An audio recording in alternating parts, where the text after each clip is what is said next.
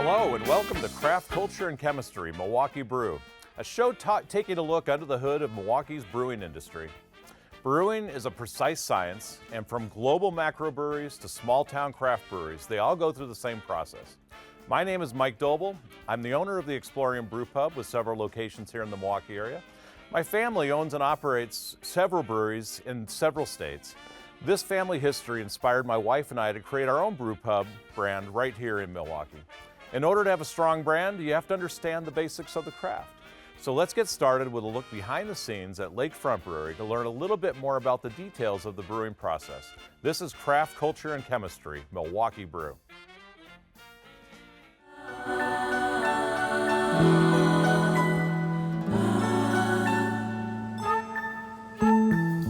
Lakefront Brewery first opened in 1987 and started from Jim and Russ Klisch.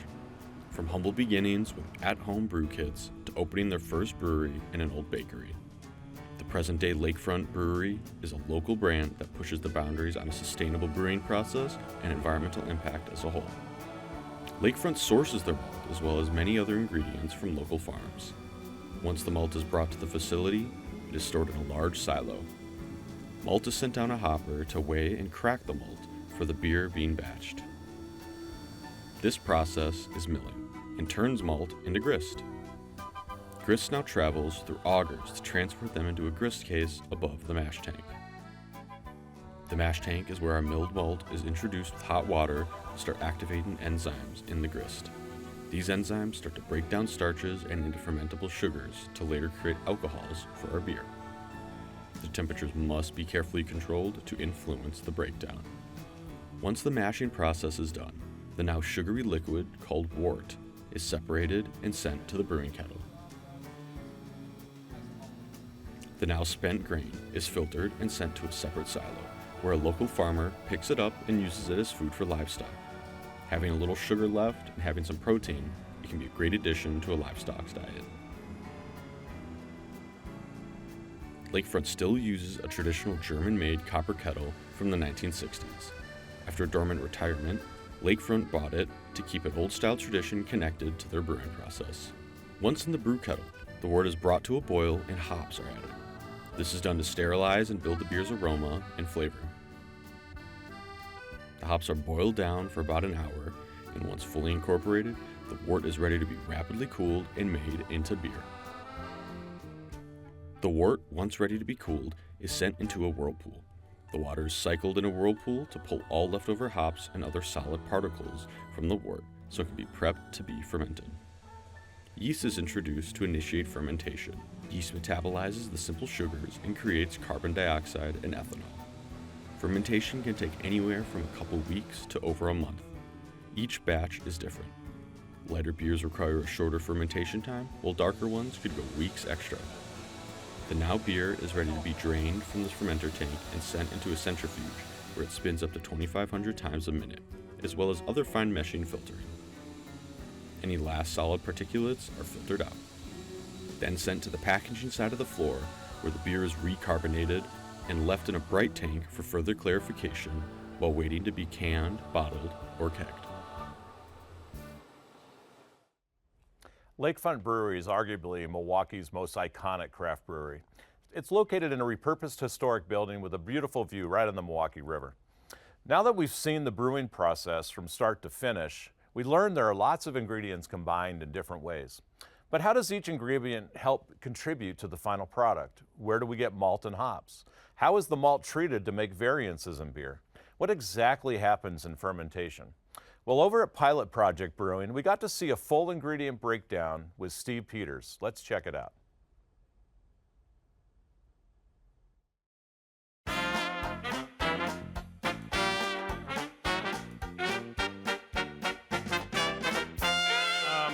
Before I explain this, I need to go back a few years to the year 1516.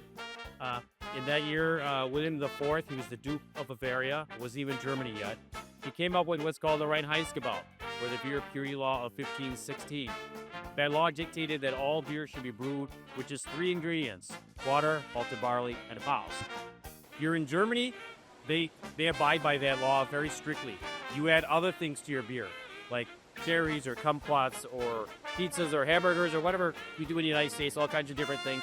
Those are all called adjuncts. The Germans do not like that. They will not brew beer, they will not serve beer, they will not drink beer unless it's just the 4 additional ingredients. And if I start with our first ingredient, the water, we get our water from Lake Michigan. Lake water is excellent for brewing beer. It's kind of a more neutral pH, if you will. We do some filtering of it. The city does add some things to it, chlorine, chloride, other things like that. You filter those out, and then we put the water in our first vessel called the mash tun. We actually put our second ingredient in there about the same time, our grain. And the different kinds of grain we use are malted barley, wheat, rye, oats, and corn. And we get them from around the planet. All different places. We get United States, Canada, Belgium, Germany, Britain, different places we get different kinds of grain. And if I start with some grains here, actually I've got a few samples. We use a lot more than just these here. But the few I have here, this first one is actually oats. You might have oats in your oatmeal. But we also use that like in an oatmeal stout. We did one a few months ago in Chicago. A malting company will take the grain, they take the seed of the grain, they allow it to germinate. A little straw comes out, a little root comes out, changes the composition in that grain, it creates complex starches. They then stop that grow and then dry out the grain. That's malting. From there, they can roast the grain to varying degrees. So I've got some malt. These are all malted. So the first one is oats. These other 3 are malted barley. This next one here, this is our base malt. We've got a couple large silos outside full of this. We use a lot of that. Again, so this has been malted but not roasted. So this is really the color the grain comes in, if you will. The next one I have here is generically I'll call it caramel malt. You can see it's a little darker, so as they roast it, it gets a little more color, a little more flavor added to the beer. And you just keep roasting it, or we don't. The malting company will do the roasting. You get to something like this. This one I'll generically call a chocolate malt. It may look like chocolate, but tastes more like very puffy in a sense. And the roasting can actually be beyond this. It can even roast to black. We'll use this kind of malt in porters and stouts. Lighter color beers, if you want a roastiness, you can do that. But as you add more of the roasted grain, you actually start changing the color of the beer. It actually might even change the style of beer. If you take, let's say, a wheat beer like a Hefeweiss, and it's very light in color. If you start adding more of the darker grain, it actually turns into a Dunkelweizen, means dark wheat. So it's a different style of beer. But all the different grains we use, mix and mash in the recipe of what we will need to do with that.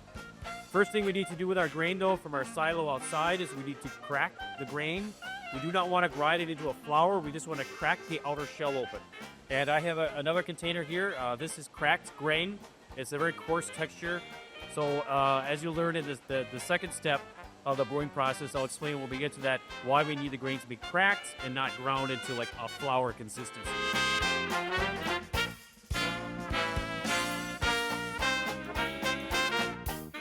It's amazing how long the history of brewing really is, and how we can take some common ingredients from history and use them in modern breweries.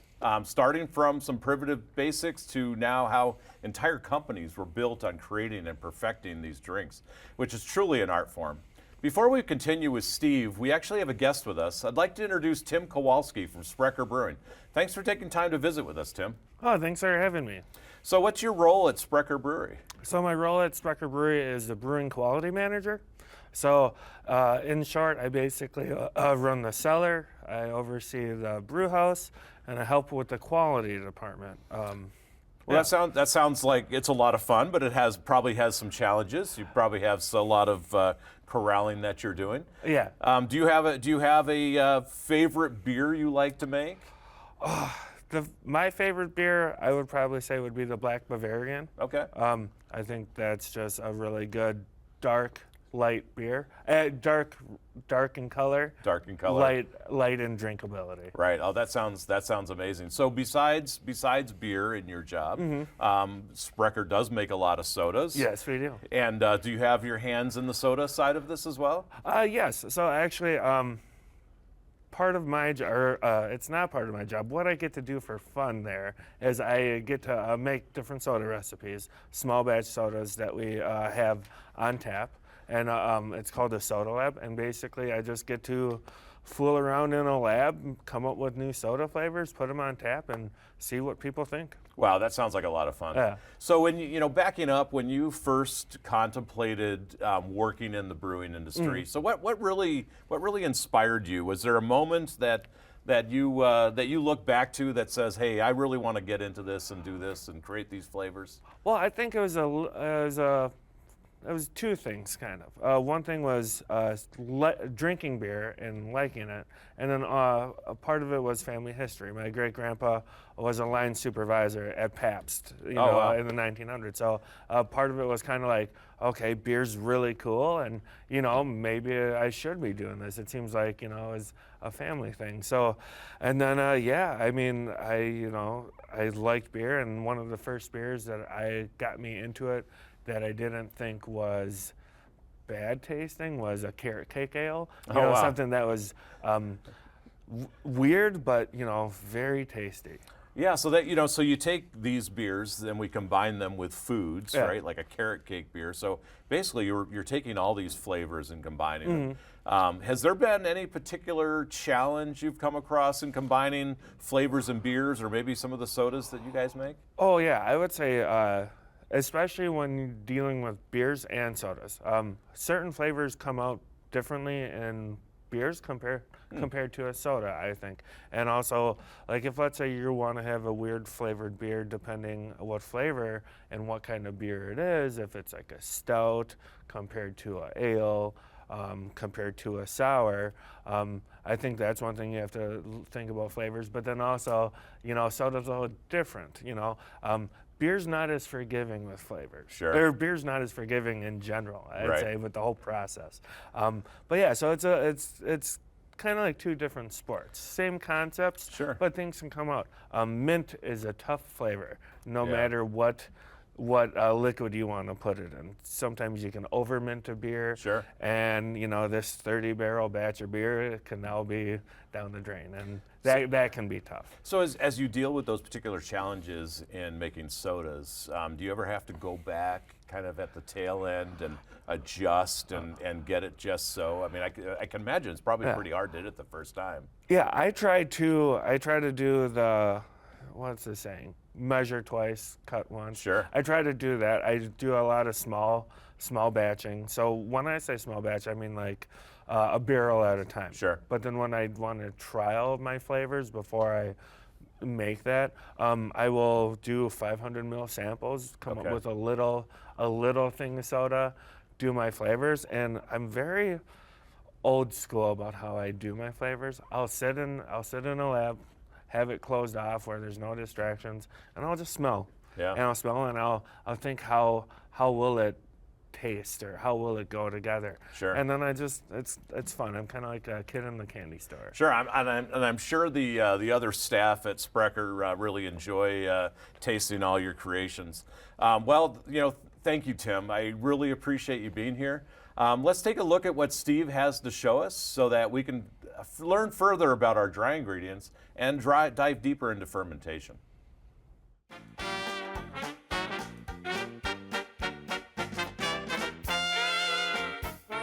Now, I actually grow hops in my backyard. I have since I was in high school, and I still do today. And these are some hops in my backyard. Actually, they're not. September time is harvest time. These are plastic ones. I think the botanical name for these is Vitoloptis or something. But anyway, so hops are going vines. They're going 20, 30 feet a season. They got big leaves on them. They kind of look like grapevines. This is actually the flower. We call it a hop cone. And there are dozens of varieties of hops, and the size and shape of the cone will be different depending on the variety. But what we really want to get from many of the hops is underneath the petals are oils. And we use those oils as a bittering agent. If you were to not add anything bitter to your beer, it'd be so sweet it'd be sickly sweet. So you want to counteract that sweetness with something bitter. We also add hops for flavor and aroma, and I'll talk about that in a minute.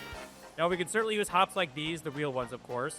They would be called wet hops, but if we did, we would need an entire truckload just to do one batch of beer. And there's an easier way for us to use hops, and those that we'd have to use it within a day or two as well. We use pelletized hops. So the hop companies will grind up the hops, shoot out little pellets like this. They come in large foil bags, and they'll last for months in the cooler. But they can be very expensive as well. $20, $30 a pound sometimes, depending on the season, the region we got them from, or where that sort of thing. And hops will go pretty much around the planet. A few places I could think of, like the Arctic or desert or tropical forest, certainly wouldn't. But most of the United States, most of Europe, I know we've gotten hops from Argentina and South America, Australia as well. But most of the hops we get in the United States are from the Yakima Valley of Washington State. A typical boil is about an hour long, and you could add hops a dozen times or more if you wanted to. More so, we do it between 3 and 6. I'll just break it down to 3 times, make it a little easier. It is always recommended to pour your beer into a glass or a cup, and you do want to get a good foamy head on there. I feel like being cheated if the beer goes all the way to the top of the glass. I did not want that. I use my fingers as an example, at least 1.5 fingers of full, because you want those little bubbles bursting, releasing those aromas. So when you stick your nose in that glass, you're actually tasting the beer even before you drink it. So that's the full effect there. So once all the hops have been added and the boil is complete, we then transfer the work to the 4th vessel, the whirlpool. What it does, it creates a whirlpool action, so if there's any hop or grain particles floating in there, they're collected into the center. It helps clarify the work. We then run it through a chiller because it's beer boiling temperature at that point before we go into one of our fermentation tanks. So when we get into the fermentation tank, that's where we're going to add our 4th ingredient, the yeast. Now, yeast is a living organism. And what it's going to do in there is going to eat the soluble sugars we converted in the mash tun way at the beginning. And I can't say this any more delicately than this, but they're going to piss alcohol and fart carbon dioxide. Also, they're going to reproduce it there. So they're having a great time doing their thing. Now, at this point, I'm going to give you a little flow chart of beer. If you start with just beer itself, at the top, the first division would be ales or lagers. And then after that, it'll be styles of beer. And so ale styles would be like easy ones, like pale ale, India pale ale, Belgian ale, Hefeweizen, porter, stout, and a bunch of others. Lagers could be like Pilsner, Oktoberfest, Bock beer, Doppelbock, and a bunch of others as well. So the difference starts to come clear in fermentation. We will use a different yeast. Top fermented yeast, they call it, because they ferment near the top of the tank. It's ale yeast. Bottom fermented yeast is lager yeast. Also, the temperature of the tank. With the warmer temperature, ales being fermented between 60 and 70 degrees. They could be fermented in as little as a week, whereas lagers fermenting between 40 and 50 degrees take at least 10 days, if not longer.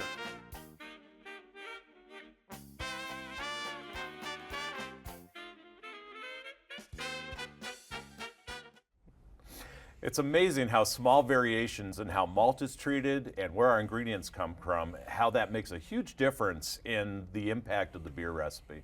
So now that we've gone over how to brew beer and what goes into beer, we still have to go over one of the most important steps, and that's how we get this liquid into the hands of consumers. With the help of Tim, we got to see how this happens up in Glendale, Wisconsin at the Sprecher Brewery.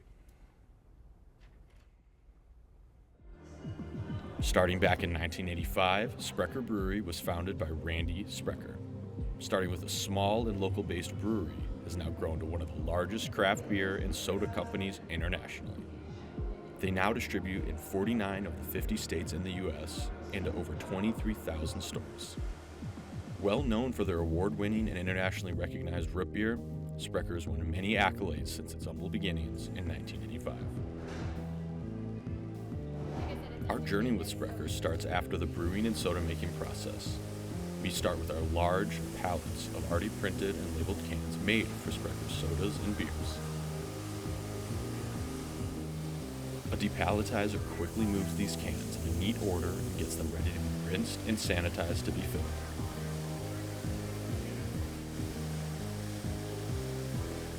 Once rinsed, they are filled with the exact amount of liquid as specified for the dependent container. Once filled, the cans are given lids to seal the content inside and are further rinsed to make sure the cans are clean. After one last rinse and a moment to dry some water off, they are sent over to be packaged and later shipped.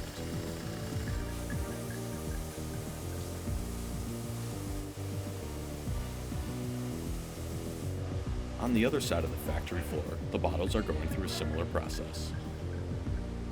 Brought in on organized pallets, bottles are neatly taken off, traveling on a conveyor to be labeled with the batch of soda that is ready for the day. They are flipped to be rinsed with water and sanitizer to remove any dust or bacteria from shipping. Next, they are filled with delicious root beer and given a Sprecher emblem cap. Once capped and rinsed a last time, they're ready to be packaged.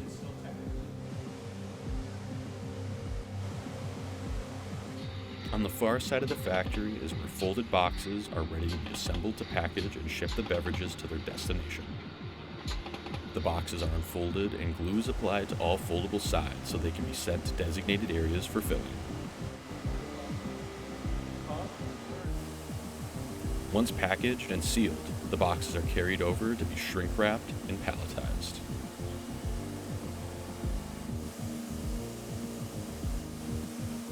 From here, they are ready to be sent to one of 23,000 stores where Sprecher sodas are sold.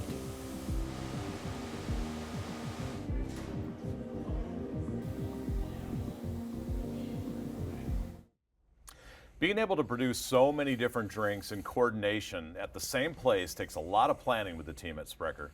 Tim, since we just got to take a look behind the scenes of how drinks are commonly bottled in cans, any insight into how Sprecher managed this complex process? I would say our biggest thing is communication. And there's several teams of people helping to plan everything to make sure that we have our product made and that it's in the correct tank and that we have correct labels and it's in the correct bottle, because the amount of soda flavors we do and different products are just kind of staggering. Yeah, it has to take months of coordination. Yeah. Months.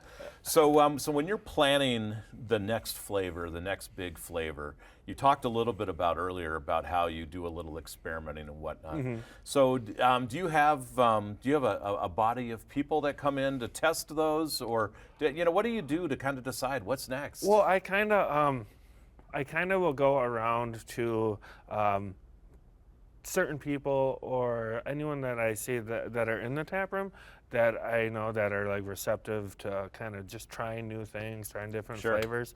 I'm also very particular. I don't tell anyone what it is until they drink it, because I don't want to ruin the flavor. Sure. I feel like during tasting you can easily ruin something by saying what it is before they even taste it. Yeah.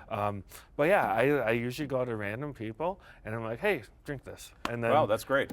So you, I know that Sprecher has a very robust tour program, so you get this general public in there. Do you ever tap into them to try something new that you might have concocted in the lab? Yeah, we actually we had one employee that her son was part of the 4-H club, and so we thought it'd be cool. And I told him, I was like, hey, you come up with a flavor, and so they toured Sprecher. So when they toured, I made the flavor they wanted. Oh, that's amazing. So then it was a chocolate-covered strawberry soda. Wow. So do you, how do you, obviously there's a very loyal following there. I mean, you guys make a lot of sodas and whatnot.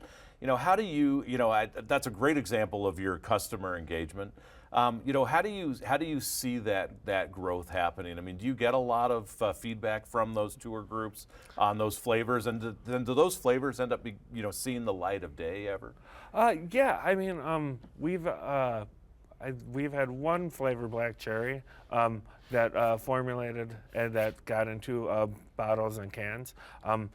But yeah, so we get a lot of feedback from tours. The bartenders will actually tell me like what people liked, what they didn't like, and I like everyone's opinion, because I feel like everyone tastes differently, and then that way you can kind of pinpoint what you're doing. Sure. Even if it is a flavor they didn't like, because I have made very weird flavors. So I can imagine that as you're developing flavors and you're trying to build this loyal customer base, it's you're the quality manager. Is there any particular challenges that you've dealt with as far as the consistency goes with some of those flavors and some of those sodas that you've made? I mean, talk a little bit about that. It's got to be a very challenging job to get those consistent. I mean, so when it comes to the large aspect, we have an awesome brew staff and an awesome cellar staff. These 5 guys are just, really good, hard workers. They know what they do. Yeah. Between our brew staff, there's probably 50 plus years of experience with beer making and everything. So, I think one of the main things you can always do is keep awesome records, keep track of everything, and writing all that stuff down. And now when you come to the small sides, that's where I think it's both. It's got to start somewhere. So when you're making new flavors and you're starting something new, it's all about note taking. Sure. And, when I'm coming up with a new flavor, I'll have my ingredient that I use, the quantity, but then I'll have like little notes like so-and-so didn't like this, tastes a little weird, and then, or like if I want to cut back on one of my acids or something, I can do that. Sure. Yeah. When in one of the previous videos, there was a talk about the variation of ingredients and how malts are traded in. You know, hops come from all these different parts of the world and whatnot, and the barley, you know, varies from time to time. So it's always impressive to me how brewers can take all those variations in raw materials, and then you can make a beer. You know, we talked earlier about, you know, Black Bavarian, which is a favorite, a long-standing beer made at Sprecher, and over the years it's always been the same. So even though there's all those variances, and that really is what comes down to the art of brewing. It's great. Tim, it's been a pleasure talking to you today. I've really enjoyed our conversation. I hope those at home have learned a little bit more about brewing and are able to walk away with a better appreciation of the art form that is craft beer. So thanks for joining me. Thanks for having me. So that brings us to the end of our show. Thank you all for tuning in. I'm Mike Doble, and this has been Craft, Culture, and Chemistry, Milwaukee Brew.